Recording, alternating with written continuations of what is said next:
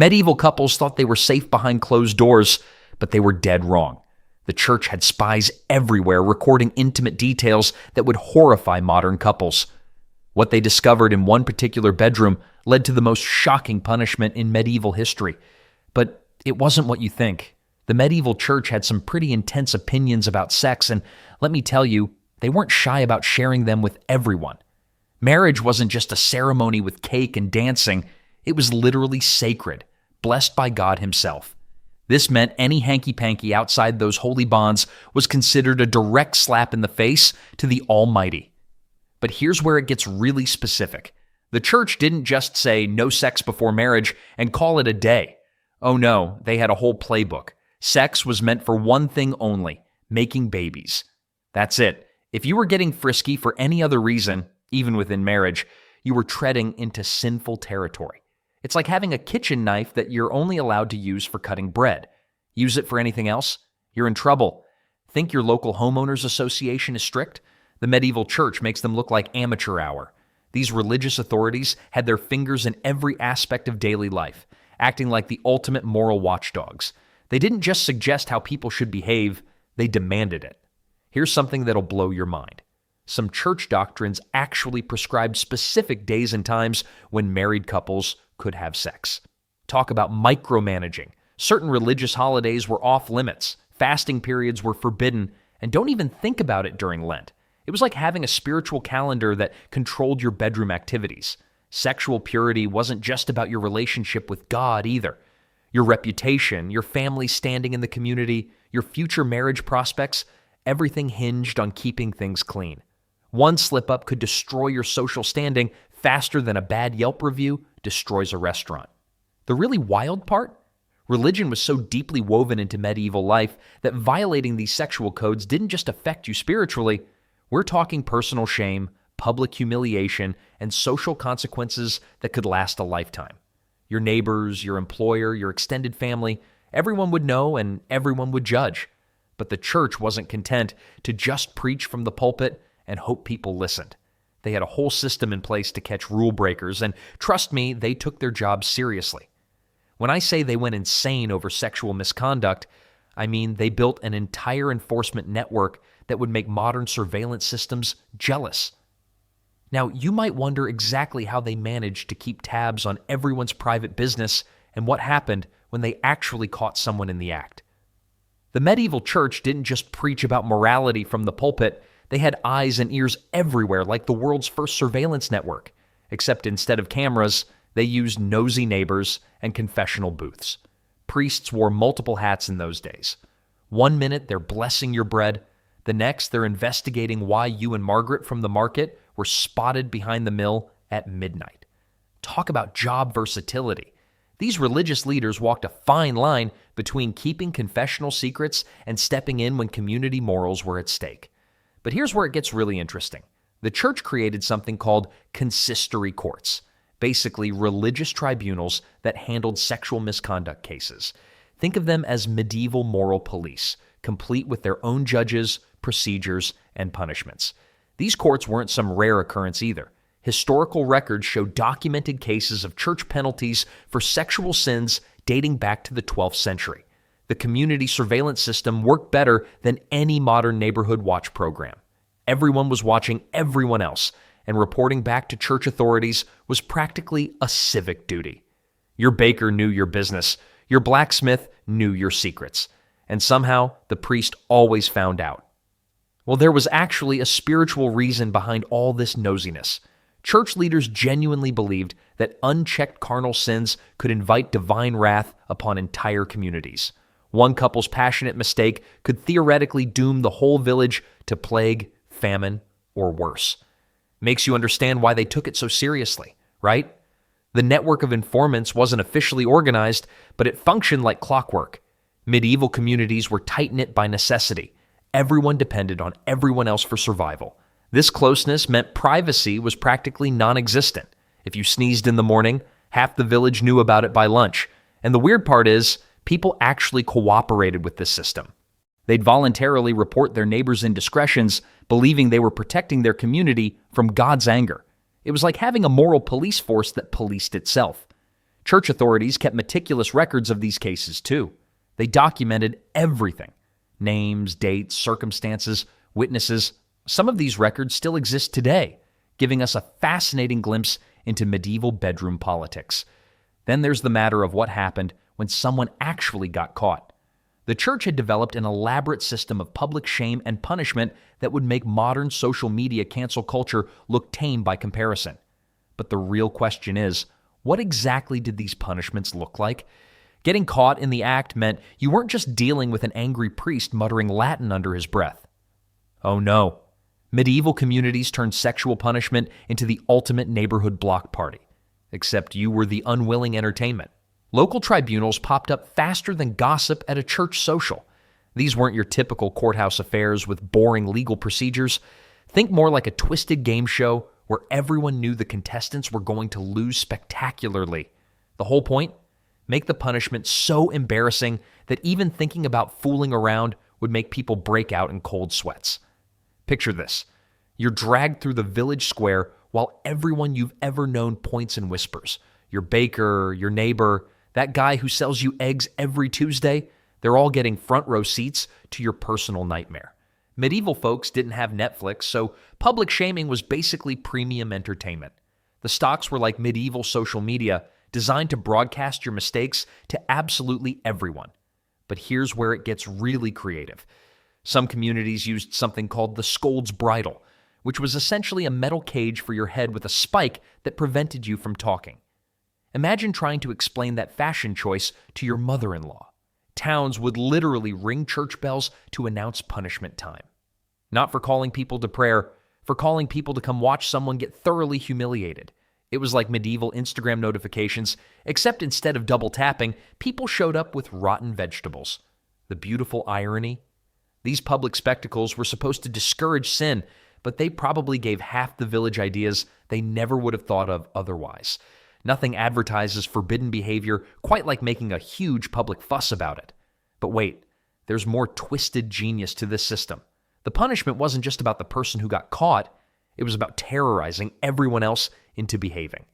Medieval authorities understood something modern psychologists would later call social proof. When people saw their neighbors getting paraded around town wearing shame like a fashion statement, they got the message loud and clear. Some towns even had special punishment parades with designated routes, like a twisted version of the Rose Bowl parade. Except instead of flowers and marching bands, you had mortified sinners and jeering crowds. The whole spectacle served multiple purposes. Entertainment, education, and intimidation all rolled into one convenient package. Medieval folks were remarkably efficient that way. Yet even after surviving this public circus, the real psychological warfare was just beginning. Because next came something that would mess with their heads in ways that made public humiliation look like child's play. Getting caught in the act was just the beginning of your troubles. The real fun started when you had to face the confessional booth. And trust me, this wasn't your typical "bless me, Father, for I have sinned" situation. Picture walking into church knowing everyone's already heard about your midnight escapades. The priest didn't just want a quick apology and 3 Hail Marys. Oh no. You were looking at a full-blown public performance that would make today's reality TV seem tame. First came the confession itself. But here's the kicker. It often wasn't private. Depending on your local church's approach, you might find yourself spilling every intimate detail in front of half the congregation. Like having your browser history read aloud at a town meeting, except infinitely worse. The penance that followed was where things got really creative. We're talking about acts so elaborate they'd put modern community service to shame. Some folks had to crawl on their knees from their front door to the church altar, which sounds manageable until you remember medieval roads weren't exactly paved with good intentions. Others faced the dreaded public prostration. You'd lie face down on the church floor while the entire congregation filed past you. It was like being a human doormat, except the dirt being walked on was your reputation. But wait, there's more.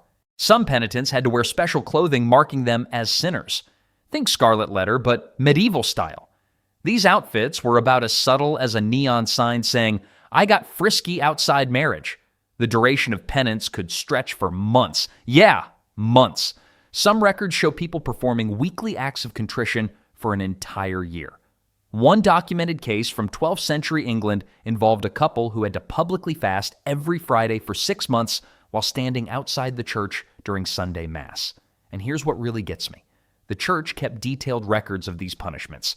Medieval clergy were basically running the world's most judgmental filing system, tracking who did what with whom and how long they'd been paying for it. The psychological toll was enormous. These weren't just religious exercises. They were designed to completely reshape your social standing. Your neighbors, your family, even your business partners would witness your shame parade week after week. But even confession and penance had their limits. Some sins were considered so severe that regular redemption rituals wouldn't cut it. When local church authorities decided you crossed an unforgivable line, they had one final weapon in their arsenal that would make public penance look like a pleasant Sunday stroll. Getting caught having sex outside marriage was bad enough, but some cases were so scandalous that the church decided regular punishment wasn't sufficient. These people faced the ultimate spiritual weapon, excommunication. Now, before you think big deal, just find another church. Let me explain what this actually meant in medieval times. Excommunication wasn't like getting kicked out of your local gym. It was social suicide. When the church excommunicated you, they basically declared you dead to society. Your neighbors weren't allowed to talk to you. Shopkeepers couldn't sell you food. Even your own family was supposed to shun you. Makes getting blocked on social media look like a gentle pat on the wrist, doesn't it? The process was surprisingly formal. Church officials would literally ring bells and announce your spiritual death to the entire community. They'd sometimes post notices explaining exactly what you'd done wrong. Talk about airing dirty laundry. Except this laundry involved actual dirty activities that landed you in hot water. But here's where it gets really brutal. Excommunicated people couldn't receive any sacraments. No communion, no confession, no last rites when dying. In a world where everyone believed your soul's salvation depended on these rituals, this was terrifying. You were essentially told you'd burn in hell forever because you couldn't keep it in your pants. Historical records from the 13th century show that some excommunicated individuals became desperate enough to attempt breaking back into churches. One documented case describes a man who tried to sneak into Mass disguised as a beggar. When discovered, his punishment was extended by another year. The economic impact was devastating too. Who's going to do business with someone the church has declared spiritually toxic? Your livelihood disappeared overnight. Many excommunicated people were forced to leave their towns entirely, becoming wandering outcasts. Some tried creative solutions. There are records of people attempting to get rebaptized in different parishes, hoping to start fresh. Others would send relatives to plead their case with higher church authorities. A few even claimed they'd received divine visions instructing them to return to the fold. The threat alone was incredibly effective. Communities policed themselves because everyone knew excommunication was social death. Parents would literally disown children rather than risk being associated with someone facing this punishment.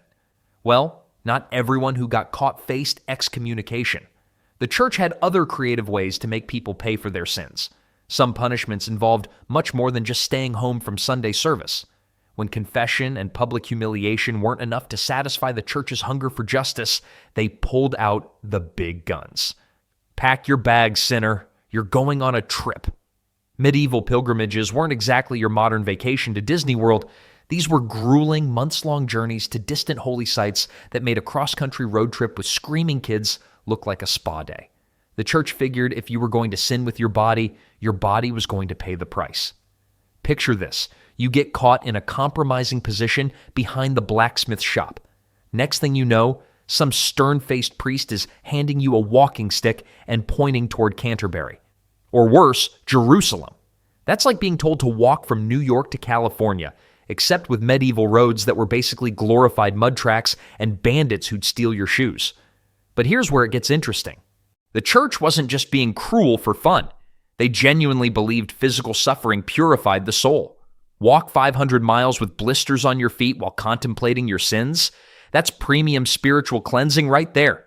These pilgrimages hit sinners where it really hurt. Their wallets and their time. We're talking about months away from work, family, and income. Medieval folks couldn't exactly ask HR for extended leave to atone for adultery. Miss the harvest season because you're trudging through foreign lands. Good luck feeding your family that winter. Then there's the sheer danger of it all. Medieval travel was like playing Russian roulette with disease, bandits, and wild animals. Some pilgrims never made it home. Makes you wonder if the punishment sometimes outweighed the crime, doesn't it? Well, the truly fascinating part was what happened when these weary travelers finally returned. Many became local celebrities, sharing tales of miraculous encounters and divine visions. Some claimed to have witnessed angels. Others swore they'd been healed of ailments. Whether these stories were true or just the result of exhaustion-induced hallucinations, nobody really questioned them. The whole system was brilliant, actually. Send sinners away for months, and they either come back as reformed holy people with amazing stories, or they don't come back at all. Problem solved either way. But pilgrimages were just the beginning of the church's creative punishment arsenal. When walking hundreds of miles wasn't quite cutting it, medieval authorities had some truly inventive ways to make sinners regret their choices, and these methods would make modern prison systems look downright gentle. When regular punishments weren't cutting it, medieval authorities cranked up the heat to levels that would make modern HR departments faint. We're talking about the kind of justice that made public shaming look like a gentle pat on the wrist. The ducking stool became the medieval equivalent of a twisted carnival ride. Picture this contraption, basically a chair attached to a long wooden beam that dunked offenders repeatedly into freezing ponds or rivers. The idea? Nearly drowning someone would either force them to confess or cleanse their sins through sheer terror. Talk about baptism gone wrong. But wait, it gets worse. Some regions employed what they cheerfully called the wheel of justice, though justice had nothing to do with it. This massive wooden wheel could stretch limbs, crush bones, or simply serve as a platform for other creative torments. One historical account from 13th century France describes a woman accused of adultery being tied to such a wheel for 3 days. Her crime? Being caught kissing someone who wasn't her husband. Then there's the delightfully named Scold's Bridle, a metal cage that fit over the head with a pointed piece that pressed down on the tongue. Imagine trying to explain your innocence while wearing what essentially amounted to a medieval muzzle. The irony wasn't lost on anyone. Those accused of sexual misconduct often found themselves literally silenced. Medieval authorities had a twisted sense of poetic justice too. Records from 14th century England show couples caught in compromising positions being forced to walk through town squares completely naked while townspeople pelted them with rotten vegetables. One particularly vindictive judge made offenders wear signs describing their crimes in graphic detail, basically medieval-style scarlet letters with extra humiliation. The really brutal cases involved branding. Hot iron marks on foreheads or hands served as permanent reminders of sexual transgressions. These weren't small, discreet marks either. We're talking about symbols large enough to be seen from across a marketplace. Career prospects? Forget about it. Documents from certain German towns reveal an escalating pattern. As these harsh punishments increased, so did the reported sexual infractions. Turns out terrorizing people doesn't actually stop them from being human. Who would have thought? The authorities' response? Double down with even more creative torture devices. What's truly mind-boggling is how these brutal displays of power were considered normal community entertainment. Families would pack picnics to watch public punishment ceremonies like they were attending county fairs. But here's where things get really interesting, because even these extreme measures weren't the end of the church's reach into people's private lives. When you think the church was only watching what happened on Sundays, think again. These medieval religious authorities had a reach that would make modern surveillance look like child's play. The church didn't just want to control your soul, they wanted to control your bedroom, your wardrobe, and pretty much everything in between. They had rules about when married couples could have sex. No kidding. Wednesdays, Fridays, and Sundays were off limits. So were feast days, and Lent, and Advent. But here's where it gets really wild. They actually tried to monitor people's living arrangements. Church officials would literally investigate who was living with whom, checking if unmarried people were sharing homes. Makes your nosy neighbor seem pretty tame, doesn't it? Some parishes kept detailed records of households. They document who slept where, who visited whom, and how often.